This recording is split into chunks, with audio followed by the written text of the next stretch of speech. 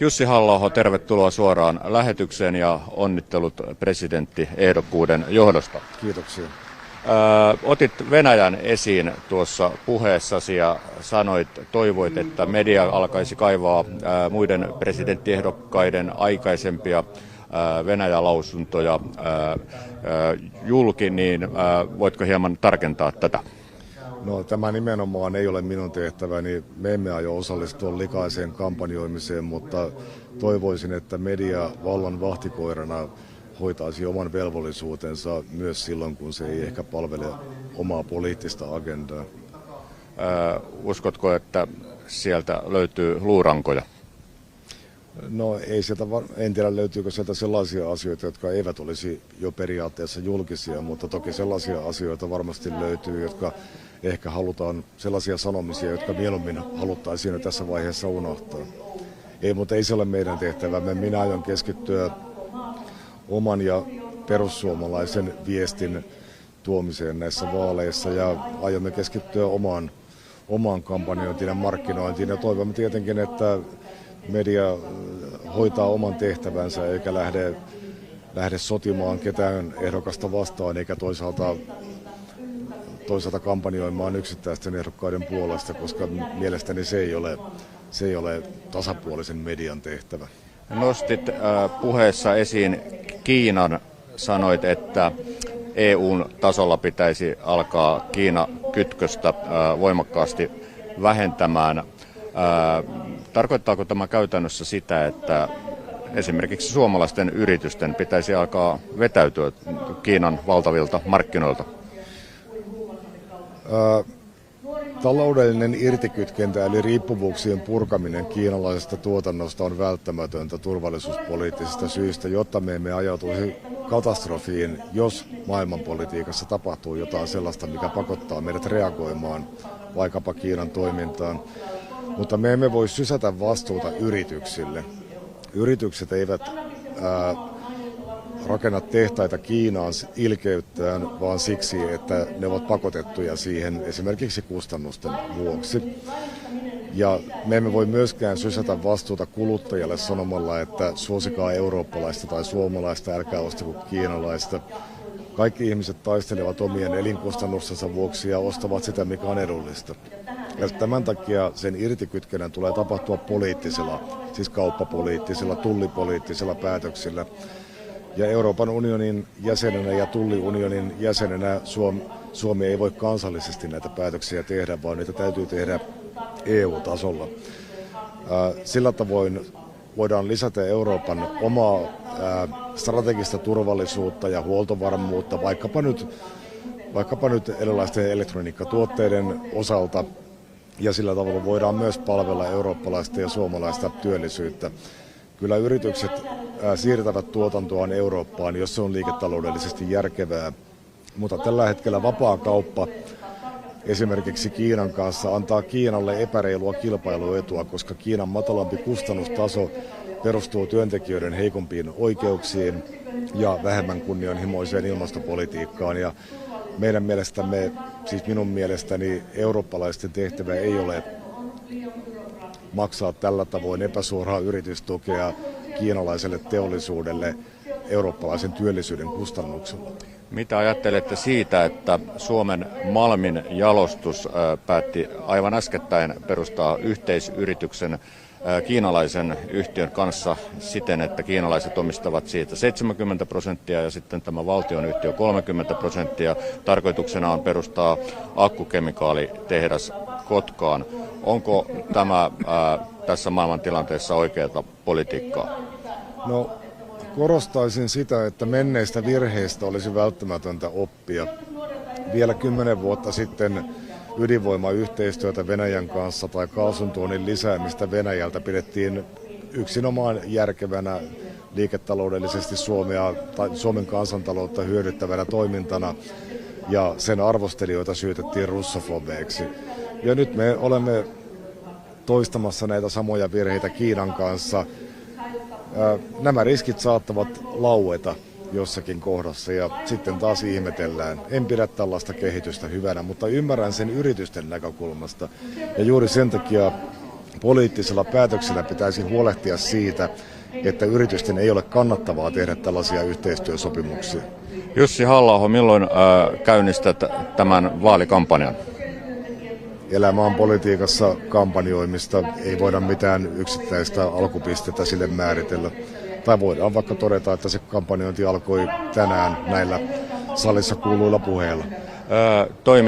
Olet eduskunnan puhemies ja puhemiehen tehtävähän on tällainen neutraali tehtävä, johtaa eduskuntaa. Onko tässä puhemiehen roolissa ja presidenttiehdokkaana olemisen välissä probleema? Ei siinä mielestäni muita probleemia ole kuin ehkä ajankäytöllisiä kysymyksiä, mutta niissä tietysti asetan etusijalle tehtäväni eduskunnan puhemiehenä. Täytyy vaan muistaa tarkkaan se, että mikä hattu on milloinkin päässä. Tietenkään kampanjointi ei saa näkyä puhemiehen toiminnassa, mutta elämässäni onneksi on muutakin kuin ne puhemiehen tehtävät. Eli et näe tässä riskiä, että tämä puhemiehen tehtävä jollain tavalla leimautuisi nyt sitten, kun joudut käymään poliittista taistelua muita ehdokkaita vastaan? No jos olemme rehellisiä, niin tiedämme tietenkin sen, että joidenkin mielestä kaikki mitä teen on väärin ja nakertaa puhemiesinstituution arvovaltaa. Ei tätä kritiikkiä voi välttää, mutta aion toimia tavalla, jonka voin itse kokea eettisesti kestäväksi.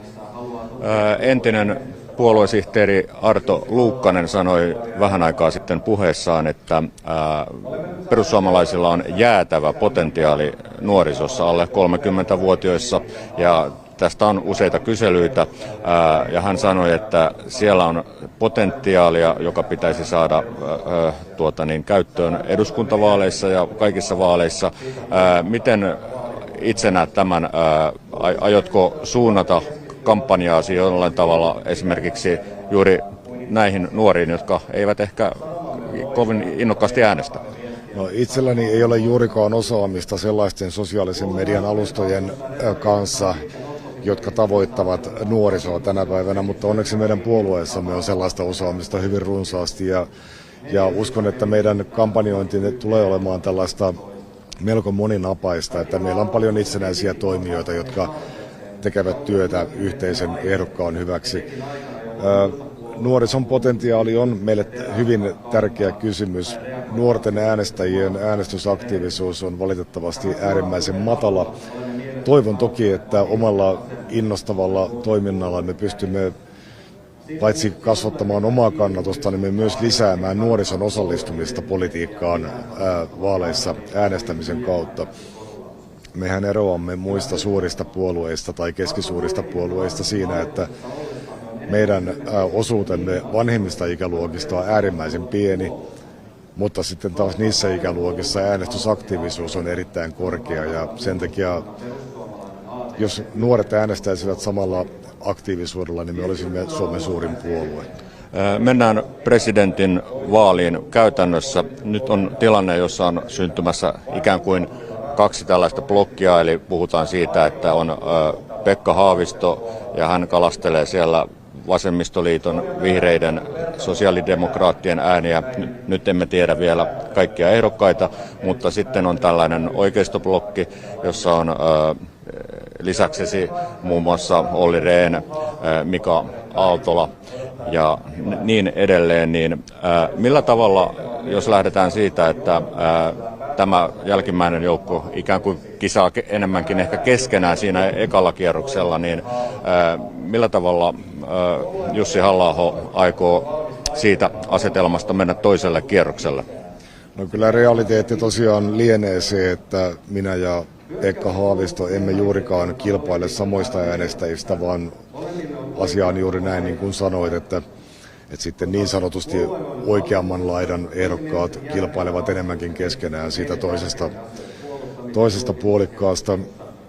Tämä kysymys voisi olla relevantimpi eduskuntavaaleissa, jossa puhutaan paljon esimerkiksi taloudesta, joka erottaa selkeämmin perinteistä vasemmistoa ja perinteistä oikeistoa. Mutta nyt kun puhetta tulee luultavasti olemaan ulko- ja turvallisuuspolitiikasta, jossa vallitsee varsin laaja yhteinen näkemys, ja toisaalta arvokysymyksistä, joissa perussuomalaiset tuntuvat olevan enemmän tai vähemmän kaikkia muita vastaan tai kaikki muut perussuomalaisia vastaan, niin voi olla, että se asetelma rakentuu tällaiseksi, että ei ole oikeistoblokkia ja Pekka Haavistoa, vaan on pikemminkin tällainen globalistinen liberaaliblokki ja perussuomalaiset. Mitä arvelet, nähdäänkö presidentin vaalin ensimmäisellä kierroksella taktista äänestämistä? Tarkoitan sitä, että jos nyt kuitenkin siellä jonkinlainen oikeistoleiri olisi, niin yritetään keskittää ääniä sellaiselle ehdokkaalle, jolla on sitten mahdollisuus voittaa Pekka Haavisto toisella kierroksella. Ja on sanottu, että esimerkiksi teillä ei olisi Pekka Haavistoa vastaan mahdollisuuksia. No muistan lukeneeni 2016 Helsingin Sanomien toimittajalta, että Donald Trumpin mahdollisuudet ovat 0,0%.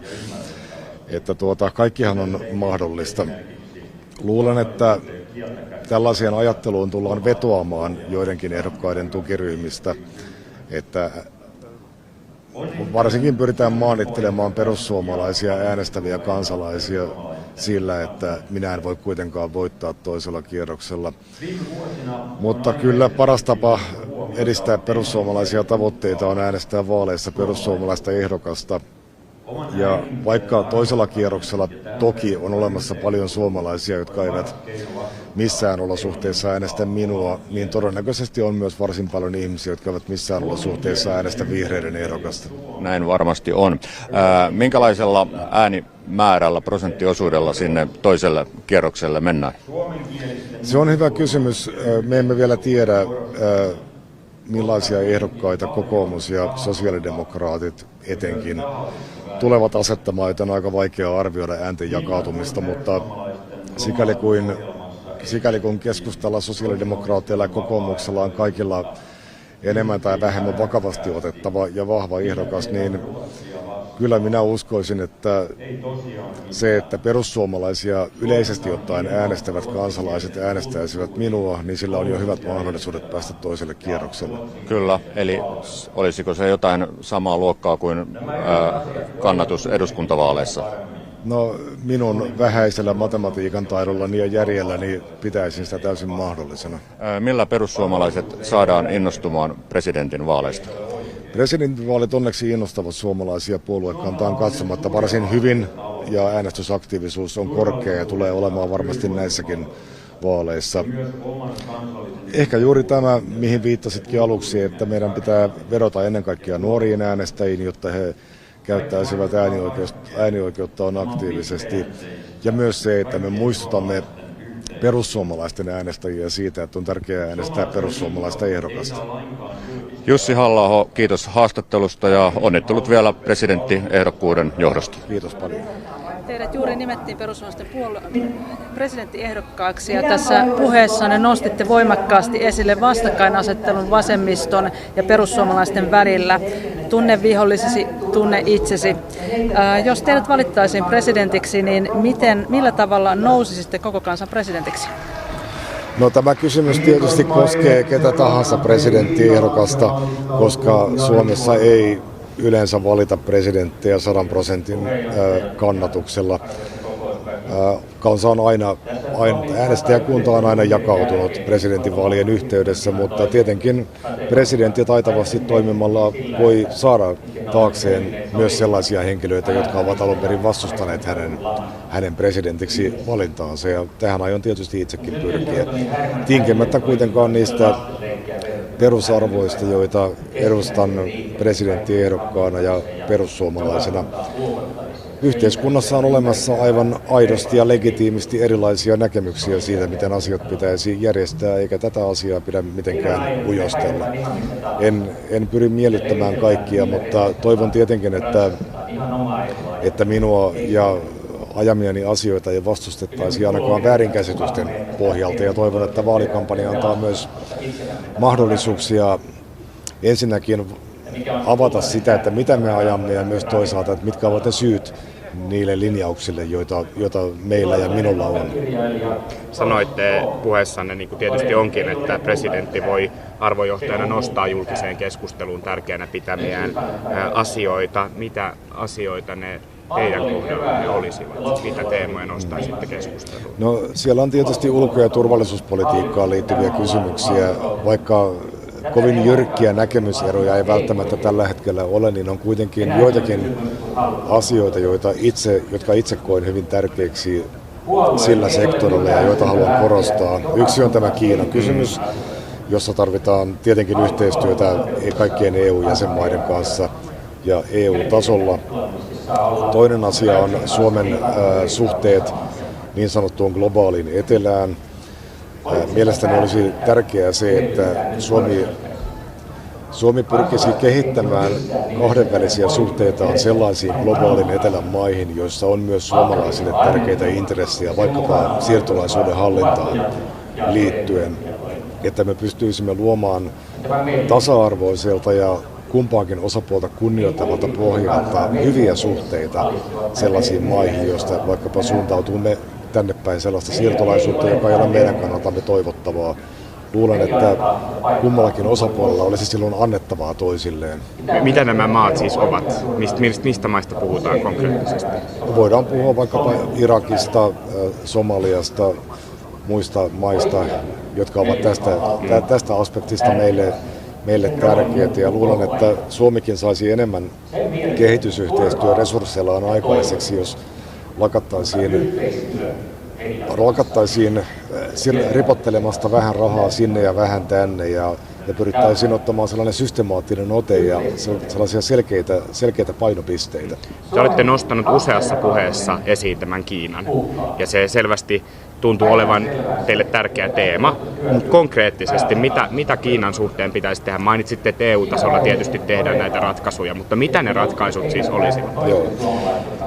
No, Kiinan riski tiedostetaan länsimaissa entistä paremmin. Siitä puhutaan kaikissa kansainvälisissä yhteyksissä, mutta ongelman tiedostaminen ja äänen lausuminen ei riitä, jos ei se muutu lihaksi ja teoiksi. Monet sanovat, että irtikytkentää Kiinasta ja Kiinan teollisuudesta ei voi tehdä, mutta aivan samalla tavalla sanottiin vuosi sitten venäläisestä energiasta, että me emme voi irtautua siitä. Jos olosuhteet pakottavat tekemään jotain, niin silloin mahdotonkin muuttuu mahdolliseksi, mutta se irtautuminen tulee olemaan sitä kivuliaampaa, mitä vähemmän siihen ollaan valmistauduttu. Me emme voi jättää vastuuta yrityksille, emme voi heristää niille sormea, että älkää investoiko Kiinaan, koska ne toimivat liiketalouden periaatteista ja ne rakentavat tehtaita sinne, missä se on kannattavaa. Me emme myöskään voi sysätä vastuuta kuluttajille sanomalla, että ostakaa eurooppalaista, älkää ostako kiinalaista. Ihmiset eivät kylvä rahassa ja he ostavat sitä, mikä on edullista. Joten niiden päätösten täytyy tapahtua poliittisella tasolla. Se tarkoittaa kauppapolitiikkaa, tullipolitiikkaa. Meidän pitää ottaa mielestäni Kiinalta pois se epäreilu kilpailuetu, jonka vapaakauppa tällä hetkellä antaa Kiinalle. Kiina dominoi esimerkiksi elektroniikkatuotantoa siksi, että siellä työehdot ovat heikompia kuin täällä, siellä ilmastopolitiikka on vähemmän kunnianhimoista kuin täällä, joten se pystyy vapaakauppa antaa sille mahdollisuuden hyötyä tällaisilla tekijöillä. Ja meidän pitää tullipolitiikalla ja kauppapolitiikalla viedä tämä kilpailuetu, jotta yrityksillä on insentiivi rakentaa se tehdas mieluummin Eurooppaan ja Suomeen kuin Kiinaan.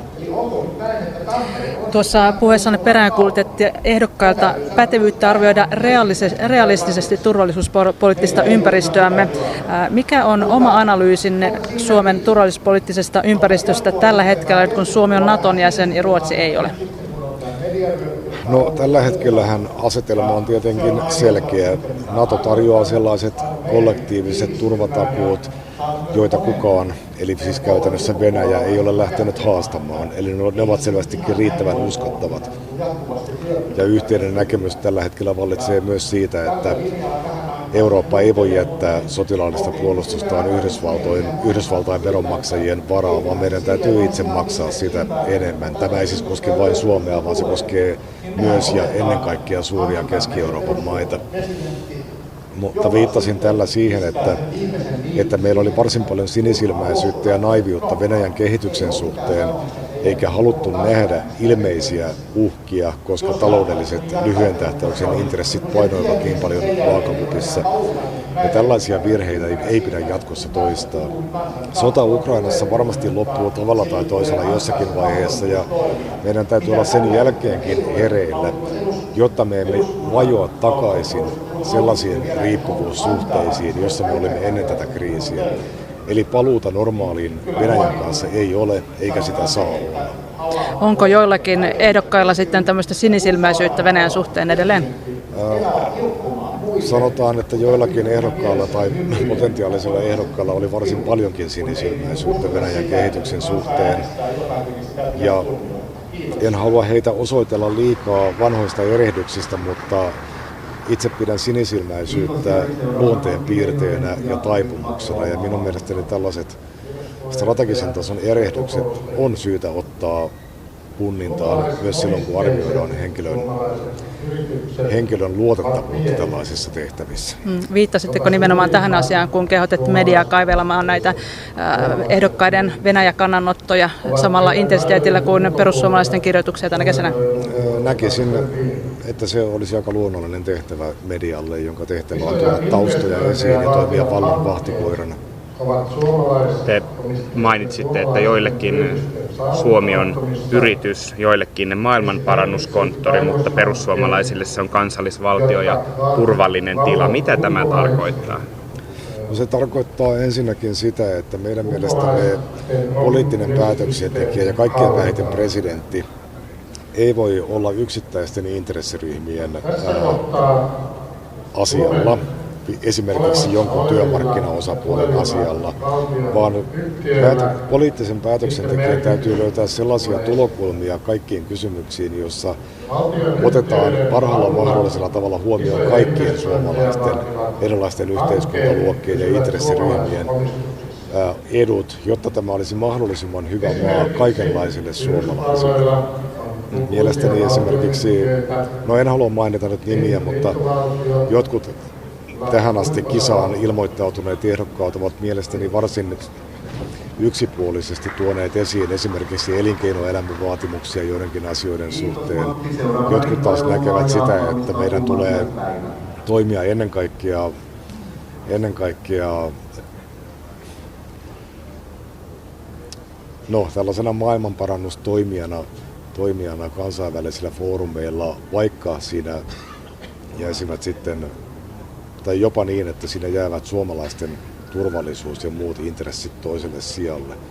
Viittaan nyt esimerkiksi erään ehdokkaan taannoinen toiminta terroristijärjestö ISISin toimintaan osallistuneiden henkilöiden muiluttamisessa Suomeen, jopa silloista lainsäädäntöä uhmaten. Kysytään vielä tästä Natosta.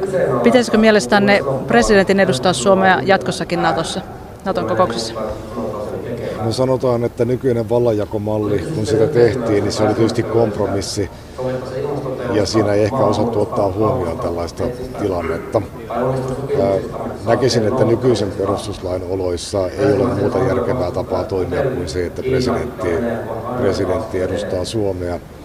Ihmisten vastaus tähän kysymykseen saattaa hiukan riippua siitä, että kenet he näkevät seuraavana presidenttinä, mutta mielestäni meidän täytyy nousta tämän kysymyksen yläpuolelle ja minun mielestäni ei olisi perusteltua, että presidentti sivuutettaisiin tässä kysymyksessä. Tarkoitteko sitä, että tätä perustuslakia, että presidentti ottaa Suomen ulko- ja turvallisuuspolitiikkaa, että siitä pitäisi jollain tapaa niin kuin muuttaa? No ei, minun mielestäni nykyinen käytäntö on aivan hyvä. Monethan ovat olleet kyllä huolissaan ja siitä voi olla ihan perustellusti huolissaan, että miten taataan eduskunnan tiedonsaanti sellaisista kokouksista esimerkiksi, jossa presidentti edustaa Suomea, kun presidentti ei toimi parlamentaarisella vastuulla.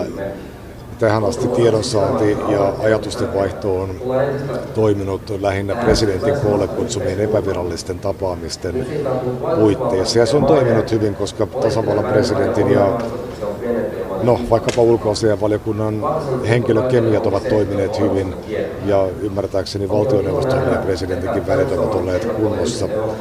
Mutta on ihan perusteltu näkemys, että lainsäädännön pitäisi kestää myös sellaisia tilanteita, joissa henkilökemiat ovat huonot eivätkä toimi niin hyvin kuin ne tällä hetkellä toimivat.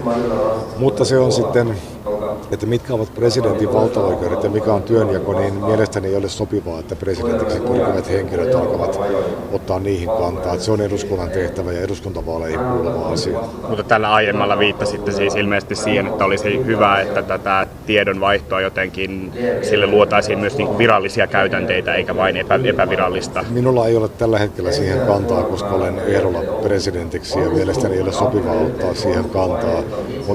Mutta totean vain sen, että on ihan perusteltua olla tästä asiasta huolissaan tai ainakin nostaa se keskusteluun. Mutta se ei kuulu presidentin vaaleihin. Kiitos. Kiitos vastuusta. Kiitos.